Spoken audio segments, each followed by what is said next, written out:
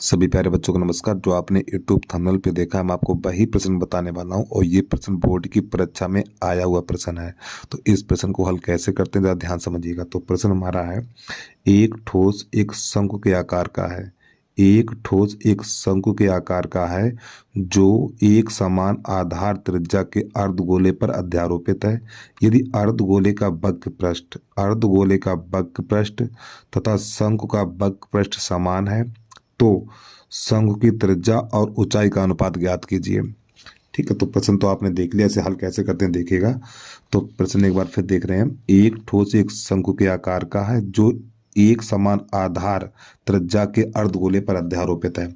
तो सबसे पहले बनाना हमें एक अर्धगोला इस प्रकार ये, और बच्चों इसके ऊपर एक शंकु अध्यारोपित है। ठीक है, ये बन गया हमारा अर्धगोला। अब इसके ऊपर एक शंकु अध्यारोपित है, इसको यहां से मिला देंगे और ये इसको यहां से मिला देंगे। ठीक, ये हमारी शंकु की ऊंचाई हो गई है और ये त्रिज्या दोनों की समान होगी। तो सबसे पहले लाइन लिखनी है हमें यहां पर, शंकु तथा अर्धगोले की त्रिज्या समान है। ठीक है, शंकु तथा अर्धगोले की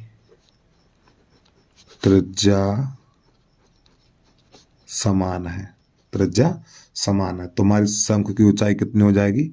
इस शंकु की ऊंचाई हो जाएगी h। तो देखो ये हमारी शंकु की ऊंचाई h है और ये शंकु की तिरछी ऊंचाई l है हमारी। तो प्रश्न यहाँ पे कह रहा है अर्धगोले का वक्र पृष्ठ तथा शंकु का वक्र पृष्ठ समान है। अर्धगोले का वक्र पृष्ठ और शंकु का वक्र पृष्ठ समान है। तो यहाँ पे हिंदी लिख लें हम, अर्धगोले का वक्र पृष्ठ और बराबर शंकु का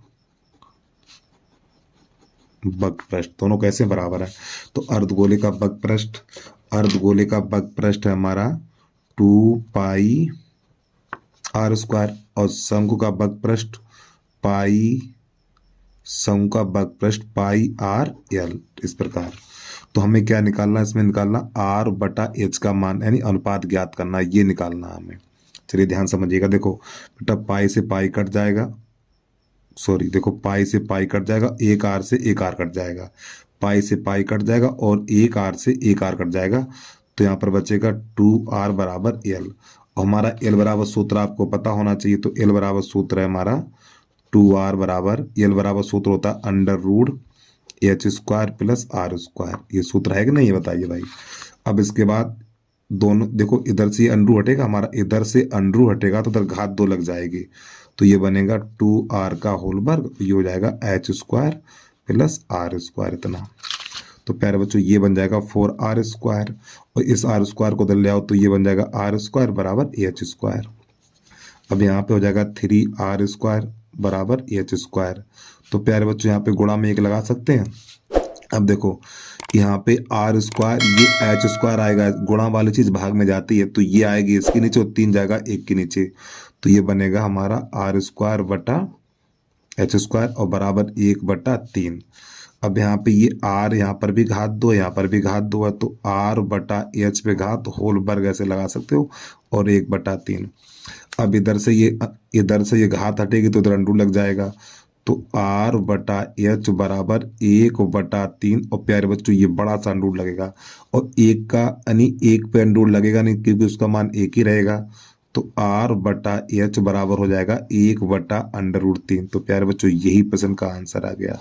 तो उम्मीद है आपको समझ में आ गया होगा। तो बस आज के लिए इतना ही। जय हिंद, जय भारत।